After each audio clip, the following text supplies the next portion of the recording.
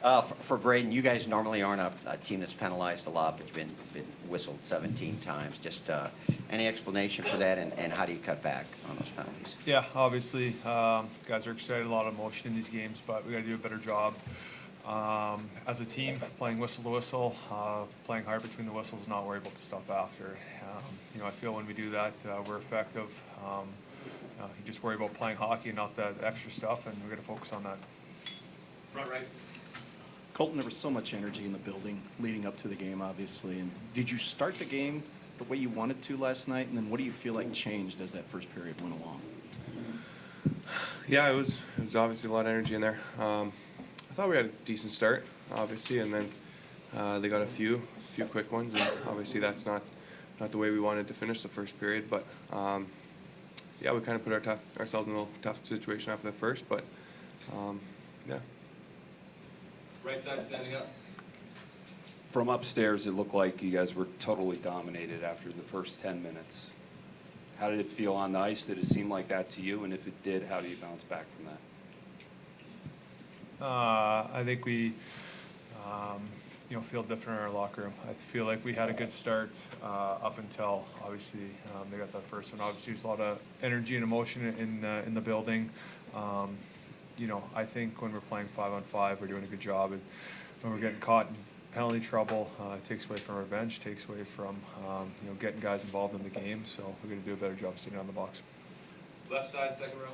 For maybe Colton, if you can answer this, talking about the penalties, are you seeing something common beyond penalties of emotion? Is there something that they're forcing you into doing that maybe is leading you into taking too many penalties? Not overly, no. They're playing hard. We're playing hard, I think. But yeah, we know, we understand how good they are on the power play. Obviously, they got a good power play team, and like Braden said, we just got to make sure we're playing between the whistles. Just obviously using our feet, using our sticks and our head the proper way, and just go from there. Right side, second row. Colton, you got the power play goal last night, but the Bruins penalty kill has been very stingy throughout the playoffs. What are some of the challenges of dealing with that kill? Yeah, they're good. They all work together well. They have good pressure points. They understand when the good opportunities are to jump on loose pucks and the proper ways to jump on those pucks. And already this series we've seen them kind of change the penalty kill a little bit and try to take away different things. So they do a good job of like I mentioned, trigger points, and then they've already done a good job of kind of transitioning the penalty kill a little bit. So just those things are obviously important for a penalty kill, and they do a good job. Right side, third row. Braden, what do you believe you'll get from Oscar Sundqvist tomorrow night when he comes back in? He's been one of our obviously huge bright spots to our team all year. He's been an unsung hero for us, whether it's filling in on the power play, huge on the PK, scoring goals. He's had a great season so far. So we expect a boost from him. He's playing really good hockey for us right now. He's doing a good job on the penalty kill. He's hard to play against. So obviously we missed him last game, and we're looking forward to having him back next game. Left side, standing up. Braden, you guys have talked a lot about the physicality being the important part of the game and also keeping it between the whistles. Some of those penalties have come between the whistles, maybe not on plays that are defined by big hits or physicality. Are those situations being handled differently? Are they being monitored differently by the officials? Why are you guys getting more penalties in this series than you have in the previous postseason series? Right side, fifth row. Yeah. I don't know, we'll let that one slide. Go ahead. You're good. Go ahead. Yeah, we're not officials. We go out there and we play the game. So at the end of the day, it's we don't see what they see at times, and at the end of the day, you don't have to worry about the officials. You can worry about going out there, playing the game, trying to win a hockey game, and not worry about what the refs are doing.